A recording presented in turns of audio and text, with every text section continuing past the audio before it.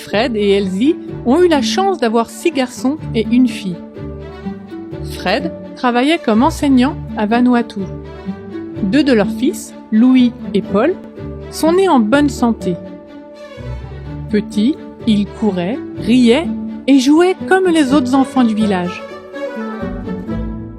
Mais tout a changé lorsqu'ils ont été frappés par la maladie à un jeune âge. Mais soudain, il a eu de la fièvre, puis il a été atteint. Puis tout à coup, Paul a contracté la même maladie. Je les ai emmenés à l'hôpital pour qu'ils soient soignés. Ils ont essayé de les aider. La maladie a laissé Louis et Paul handicapés, changeant leur vie à jamais. Désespérés de trouver de meilleurs soins, Fred et Elsie ont déménagé en ville pour être plus près des meilleurs hôpitaux et centres de thérapie. Pourtant, la vie quotidienne reste difficile. Leurs fils ne peuvent plus marcher ni parler normalement. Avec l'aide de leurs autres enfants, Fred et Elsie apportent à Louis et Paul l'amour et les soins dont ils ont besoin. Nous vivons dans une petite maison. Nous avons la lourde responsabilité de nous occuper de ces garçons qui ont des besoins particuliers. Chaque matin, lorsque nous nous réveillons, nous devons les porter, les installer dans leur fauteuil roulant ou les allonger sur un matelas. Ensuite, leur mère doit leur servir leur repas. Et nous devons les nourrir car ils ont du mal à se nourrir seuls. Paul et Louis adorent le cricket. Malgré les difficultés, leurs rêves sont simples mais profonds, reflétant l'espoir et la foi qui les soutiennent. Quand je serai grand, je veux devenir policier. Quand Jésus viendra, je veux que Jésus et moi allions au paradis. Il n'est pas facile pour les garçons de rester en bonne santé.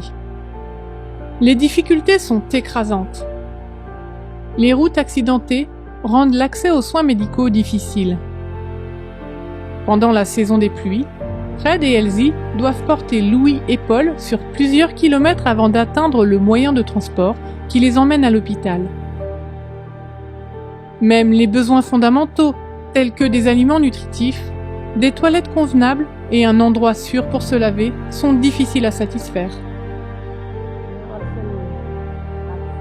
Le plus grand défi auquel je suis confrontée actuellement dans les soins que j'apporte à Louis et Paul est qu'ils sont devenus de jeunes adultes et qu'ils sont très lourds. Il est donc difficile de les déplacer et de leur prodiguer les soins dont ils ont besoin. J'aimerais beaucoup qu'il y ait une clinique, une sorte de centre de premier secours à proximité, afin qu'ils puissent accéder plus facilement aux médicaments. Au Vanuatu, les enfants handicapés sont confrontés à de nombreuses difficultés, notamment la malnutrition, un accès limité aux soins de santé et peu de possibilités d'éducation. Les familles comme celle de Louis et Paul ont souvent du mal à subvenir à leurs besoins fondamentaux. Mais il y a de l'espoir. Ce trimestre, votre 13e offrande du sabbat soutiendra des familles comme les leurs en leur apportant une aide pour cultiver des aliments nutritifs.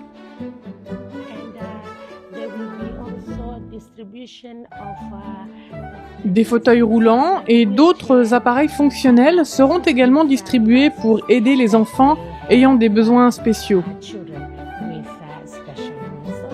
Il ne s'agit donc pas seulement d'un projet humanitaire, mais aussi d'un moyen de partager la vie de Jésus.